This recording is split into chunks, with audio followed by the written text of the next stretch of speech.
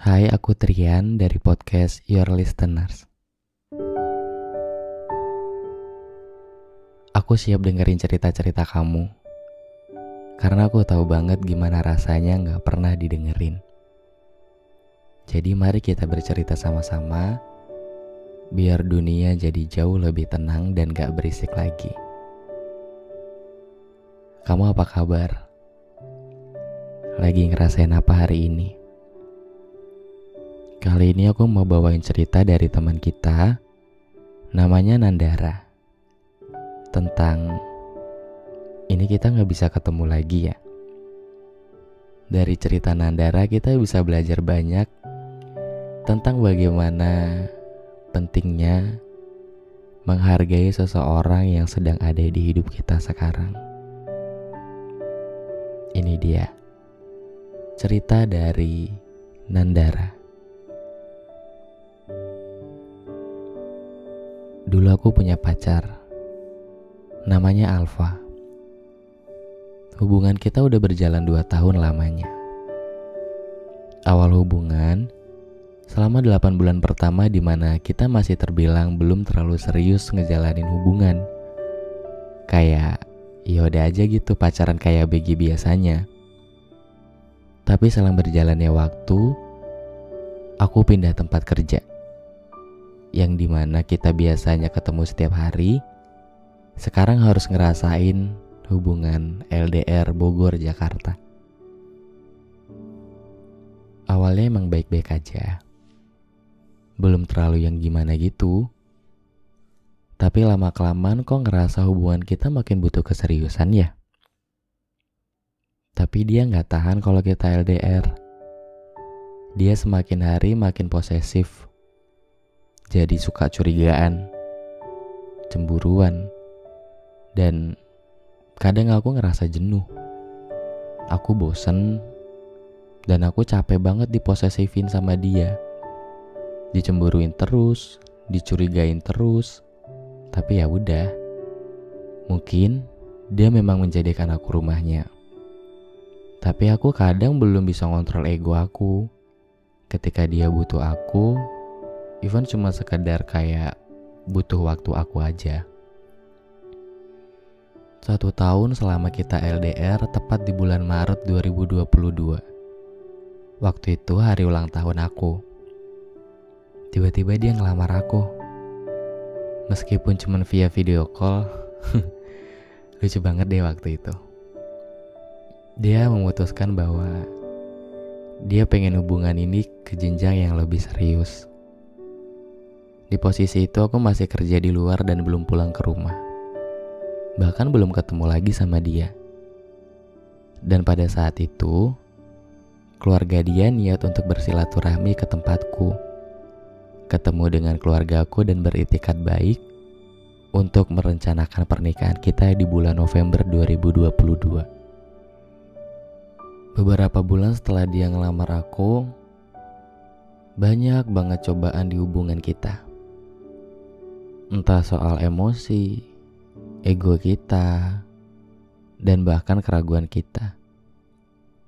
Tapi dia tuh selalu berusaha buat mempertahankan ini semua.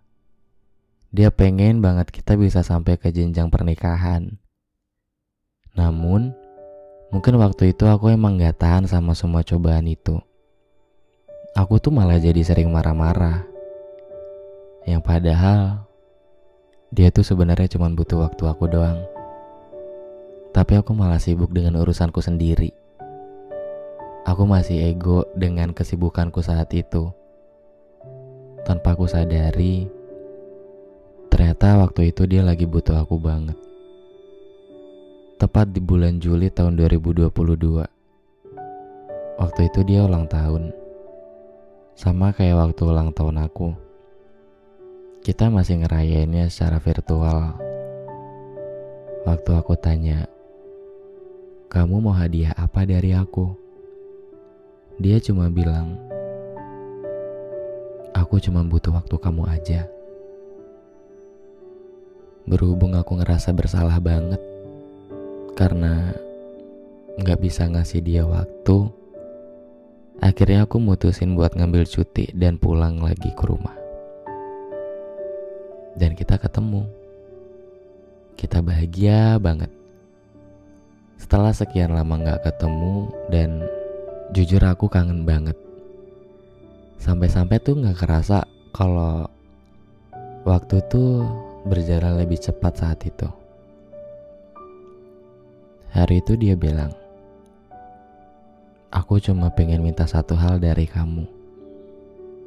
Memang sederhana. Dia bilang, sayang, udah ya kerjanya. Kasian, kamu butuh istirahat juga. Biar aku aja yang kerja. Tenang, kebutuhan kamu dan keluargamu insya Allah bisa aku penuhi. Tapi aku masih egois dan masih pegang prinsipku kalau aku gak mau hidup bergantung dari laki-laki. Aku itu tulang punggung keluarga dan aku gak mau menyusahkan orang lain. Permintaan dia yang kali ini belum bisa aku penuhi karena aku gak mau jadi beban buat dia dan keluarganya. Beberapa hari setelah cutiku selesai, aku balik lagi ke rutinitasku biasanya. Kita jauh lagi. Kita LDR lagi. Berat dan ngerasa bersalah. Tapi aku juga gak mau aku jadi beban buat dia dan keluarganya. Tiba saatnya di tanggal 2 Agustus tahun 2022. Waktu itu aku dipercaya untuk naik satu jabatan di kantorku. Dan pilihannya adalah take it or leave it. Awalnya aku kira masih di kantor yang sama. Tapi ternyata setelah aku ambil keputusan itu, aku harus dipindahkan ke luar negeri. Terus sama dia gimana? Ya jelas gak bisa. Dan dia gak terima banget. Dia gak mau aku ngambil kerjaan itu, tapi aku masih kekeh buat ngambilnya. Niatnya kerja sampai 3 bulan aja. Dan setelah itu aku pulang. Kemudian kita bisa kembali melanjutkan pernikahan kita di bulan November. Aku berusaha buat ngeyakinin dia dan janji sama dia, aku butuh waktu 3 bulan aja untuk kita LDR lagi dengan jarak yang semakin jauh. Selebihnya niatku setelah 3 bulan itu, aku pengen berhenti kerja dan benar-benar fokus buat nyiapin hidup sama dia. Tepat di hari Selasa tanggal 30 Agustus 2022, sore itu aku niat buat ketemu dia lagi. Untuk terakhir kali sebelum aku beneran terbang ke luar negeri di tanggal 1 September 2022. Rasanya tuh berat banget. Tapi aku seneng juga. Tapi aku sedih juga. Campur aduk banget. Sore itu kita deep talk dari sore sampai malam. Kita ketawa-ketawa bareng. Kita nangis bareng. Kita bucin dan kita banyak banget foto-foto bareng. Mungkin waktu itu adalah waktu yang sangat berharga buat dia. Buat aku juga. Dimana saat itu aku gak merasa ada yang aneh. Alfa ini biasanya gak pernah mau banyak omong, gak pernah mau foto, dan orangnya tuh bener-bener introvert banget. Tapi di hari itu aku gak tahu, kayaknya dia beda banget. Dia bucin, dia bawel, dia narsis sampai-sampai aku bilang ke dia, "Kamu kenapa sih kok kayak gak biasanya gini?" Dengan santai dia cuma jawab, "Gak apa-apa. Aku cuma pengen nikmati momen-momen indah sama kamu aja. Sebelum nanti kamu beneran keluar negeri dan nanti aku pasti bakal kangen banget sama kamu." Sampai dimana waktunya aku pulang dan dia ngantar aku ke rumah. Aku masih ingat banget dia bilang, "Sayang, aku pulang dulu ya. Makasih udah buat aku bahagia banget hari ini. Sampainya di rumah, dia kasih aku kabar dan kayak biasanya kita video callan. Dia bilang, sayang aku udah sampai rumah. Tapi teman-teman aku pada mau ke rumah, mungkin mau begadang. Terus aku jawab, ya udah nggak apa-apa, tapi kamu jangan tidur terlalu pagi ya. Besok kamu masih ada shift pagi dan harus ke kantor. Kemudian dia cuma bilang, oke, siap, gak bakal macem-macem juga kok. Dari situ aku gak ngerasa ada yang aneh. Setelah ngobrol lewat video call tepat di jam 1 pagi, aku yang setengah ngantuk tapi gak bisa tidur karena aku lapar dan aku bilang ke dia, kayaknya makan martabak telur enak deh. Aku lapar dan aku gak bisa tidur. Kemudian dia bilang, ya udah, tunggu ya. Aku beliin dulu. Sekalian juga aku pengen beli bubur. Di jam 2 dini hari, dia kembali telepon dan bilang, sayang tunggu di depan rumah ya. Aku OTW ke rumah kamu. Pakai motor teman aku, sekalian aku pengen nyobain bisa pakai motor kayak gini atau enggak. Waktu itu motornya tuh wrecking, yang knalpotnya berisik gitu. Sempat aku bantah dan kayak marah ke dia. Ngapain sih pakai motor kayak gitu, berisik tahu. Pakai motor kamu aja lah, nggak usah aneh-aneh. Terus dia ngejawab, aman kok sayang, aku bakalan hati-hati. Jarak rumahku sama dia itu emang nggak jauh. Kalau pakai motor mungkin cuma 5 menit aja udah nyampe. Tapi gak tahu kenapa saat itu aku khawatir banget sama dia. Aku takut dia nganter makanan itu pakai motor temennya. Aku selalu bilang sama dia, hati-hati, nanti jatuh. Dia dengan nada bercanda selalu jawab, ya kalau jatuh juga kan aku bisa bangun sendiri. Sontak aku emosi dengar dia nyeleneh kayak gitu. Terus aku bilang, hei jangan ngomong kayak gitu. Omongan itu adalah doa loh. Terus tiba-tiba dia udah nyampe depan rumah aku dan bilang, ini bos, pesanannya udah selesai semua ya. Jangan lupa dimakan dan habis itu kamu tidur. Aku pulang dulu. Kalau udah sampai rumah nanti aku kabarin dan I love you. Itu jadi perpisahan yang paling manis banget yang pernah aku dengar dari dia. Aku cuma bisa jawab, makasih ya.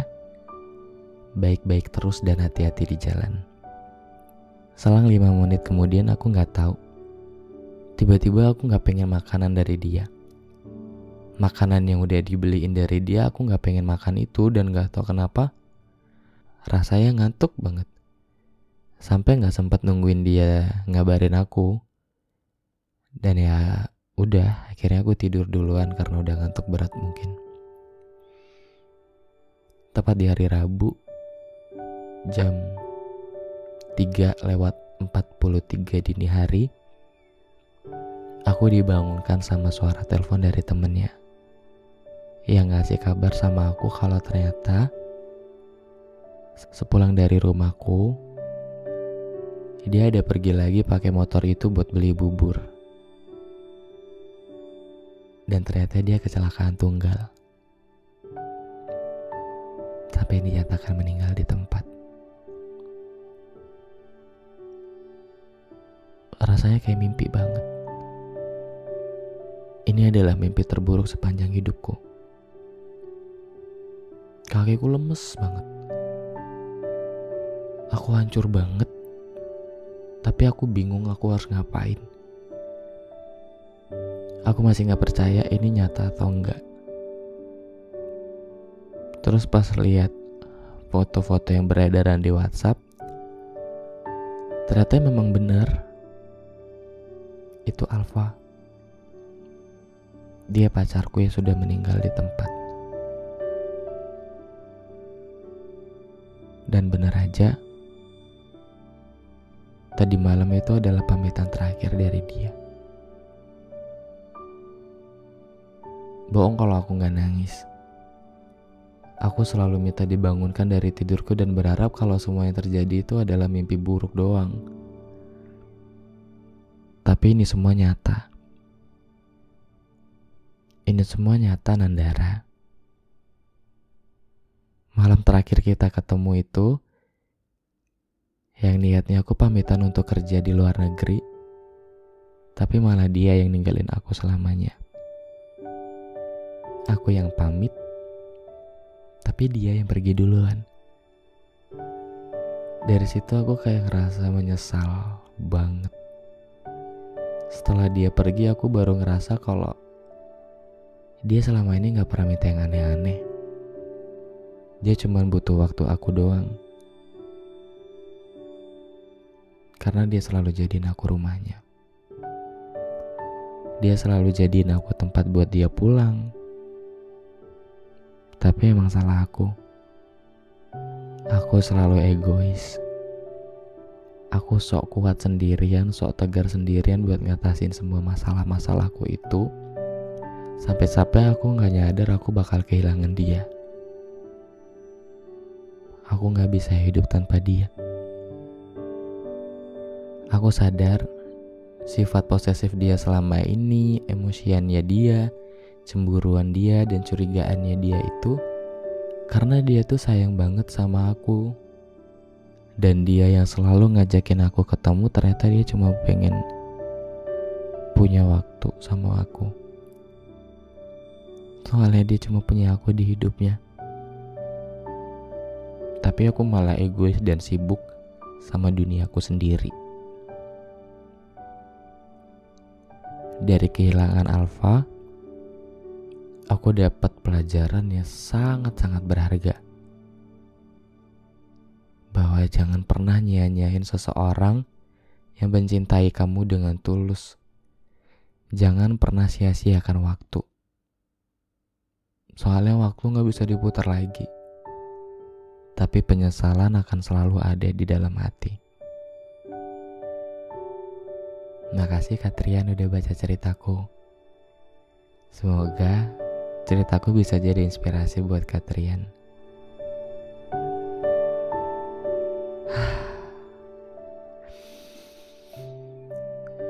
Cerita Nandara ini bener-bener nguras emosiku banget waktu aku pertama kali baca ini. Karena jujur ini nampar aku banget sih. Sebelumnya aku mau ngucapin innalillahi wa inna ilaihi rajiun, turut berduka cita buat Nandara. Dan aku pengen ngajak teman-teman semua buat ngirim doa dulu yuk ke Alfa. Semoga amal dan ibadahnya bisa diterima, dan sekarang Alfa udah sangat bahagia banget dan tenang di sana. Dari cerita Nandara, kita bisa ngambil pelajaran yang berharga untuk selalu menghargai waktu. Karena semuanya baru bakal kerasa ketika kita udah kehilangan seseorang. Mungkin awal-awal kehilangan, Nandara pasti banyak nyalahin dirinya sendiri. Tentang kenapa dulu aku gak ngikutin apa kata Alfa. Tapi toh kita bisa apa? Kita gak pernah tahu takdir bakal bawa hidup ini kemana. Dan aku sempet kontakan sama Nandara. Dia sekarang masih stay di luar negeri. Cuman aku pengen bilang buat Nandara, ikhlasin ya, relain, dan bantu kasih doa yang gak pernah putus buat Alfa. Karena jujur mau sebagaimanapun dan sama siapapun nanti Nandara ke depannya, Alfa itu bakal jadi bagian paling hidup yang pernah ada di hidup kamu. Karena kamu sama dia pernah indah di hidup kalian masing-masing. Kehilangan orang yang gak bisa kita lihat lagi itu rasanya gak enak banget. Kita mau kangen tapi kita gak bisa ketemu dia lagi. Dan setiap kali kita kangen tuh kita cuma bingung kita harus ngapain ya, dan harus gimana lagi. Soalnya kita udah beda alam. Yang jelas Semoga nanti Nandara bisa dipertemukan dengan seseorang yang jauh lebih baik dan bisa nerima ini semua ya. Aku yakin banget nanti kamu pasti bakalan bahagia. Bahagia itu bakal datang buat kamu. Buat teman-teman semua, mulai sekarang, mari kita peluk dan kita rangkul orang-orang yang sedang berada di sekitar kita ya. Soalnya kita gak pernah tahu siapa duluan yang akan pergi. Dan mari kita bingkai dengan cantik orang-orang yang sudah lebih dulu ninggalin kita. Kita harus buktikan bahwa kita bisa bahagia dan bisa ngerelain semuanya dengan penuh lapang dada. Itu tadi cerita dari Nandara. Kurang lebihnya aku mohon maaf. Dan kalau cerita kamu mau aku bawain, boleh banget kirim cerita kamu di email aku toyoltrianbusiness@gmail.com. Jangan lupa pakai subjek your listeners. Makasih udah dengerin ceritaku dan sampai ketemu lagi dengan cerita-cerita lainnya di podcast Your Listeners yang bakal tayang setiap hari Minggu jam 6 sore. Aku Trian, pamitan dulu ya. Dadah.